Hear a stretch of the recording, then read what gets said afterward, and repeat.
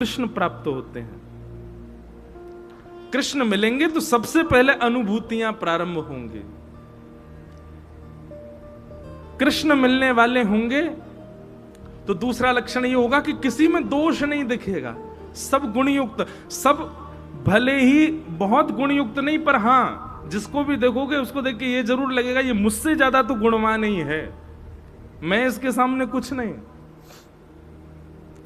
कृष्ण नहीं मिले तो यह अनुभूति रहती है कि मैं सर्वगुण संपन्न, पर कृष्ण मिल जाते हैं तो लगता है सब सर्वगुण संपन्न, मुझ में ही गुण की अभी कमी है।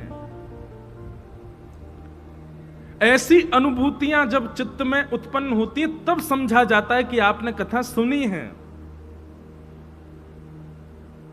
कथा सुनने के बाद में वृंदावन से प्रेम हो जाना, कथा सुनने के बाद में वृंदावन जाने का बहुत मन करना, कथा सुनने के बाद में राधा रमण, राधा वल्लभ, वृंदावन बिहारी लाल की बहुत इच्छा दर्शन की होना, ये सबके साथ हो जाता है। पर कुछ लक्षण हैं जो जालंधर में रहते हुए आपको होने लग जाएंगे, वो प्रमाणित करते हैं कि आप कथा के श्रोता हो।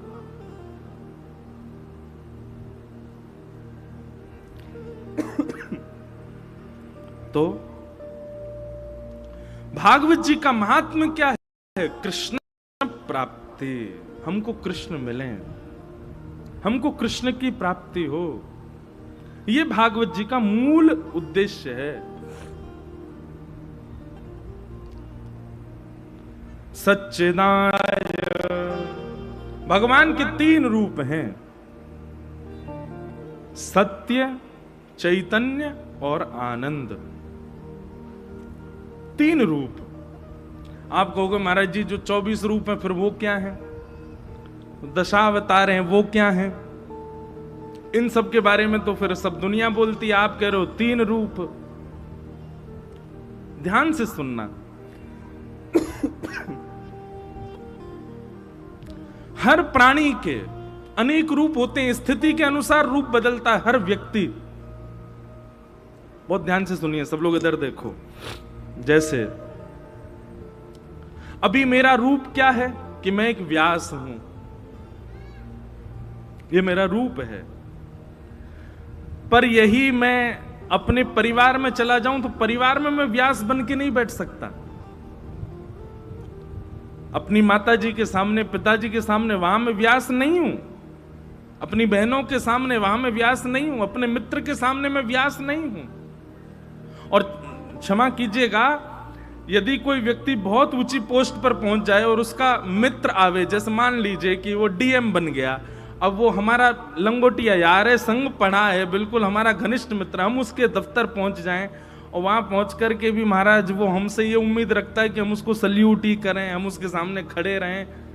सखा का ये स्वरूप नहीं होता। सखा तो कह देगा अच्छा हमारे सामने पढ़ा लिखा, अब हमको ही आंख दिखा रहा है। हर व्यक्ति के रूप अलग अलग होते हैं, प्रोफेशनल अलग होता है, कैजुअल अलग होता है, स्थिति के अनुसार हर व्यक्ति रूप बदलता है। भगवान के तीन ही रूप हैं, या तो वो सत्य हैं, या फिर वो चैतन्य हैं, और या फिर वो आनंद है। वो परब्रह्म हैं तो भी इन तीनों रूपों में हैं, और वो नंद नंदन कृष्ण हैं तो भी इन तीन रूपों में हैं। वो ब्रज में हैं तो भी इन तीन रूपों में हैं, वो द्वारिका में हैं तो भी इन तीन रूपों में हैं, सत्य, चैतन्य और आनंद। ये भगवान के तीन रूप हैं। सच्चिदानंद रूपाय, भगवान के तीन रूप। हमारे गुरुदेव एक बात कहते हैं इस विषय में, सत्य, चैतन्य और आनंद। सत्य कौन है?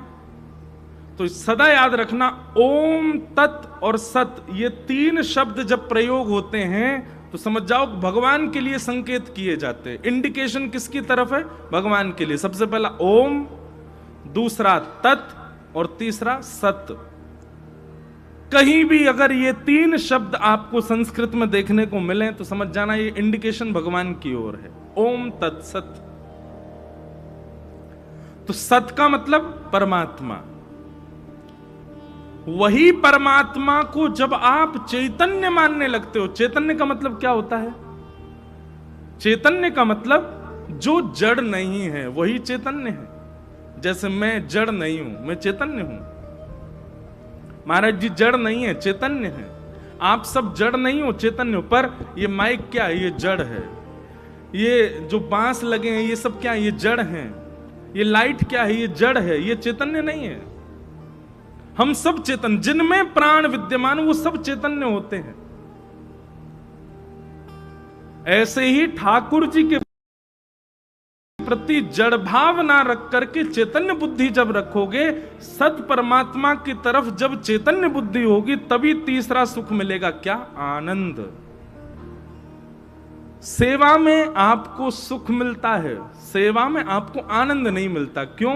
क्योंकि आपने सत परमात्मा को चैतन्य नहीं माना। आपके चित्त में कहीं ना कहीं अब भी ये भावना आ जाए,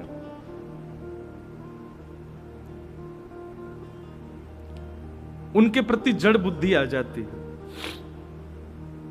जड़ बुद्धि मतलब धातु बुद्धि। ये तो मार्बल के हैं, ये तो अष्ट धातु के हैं, ये तो इतने के हैं, ये तो उतने के हैं।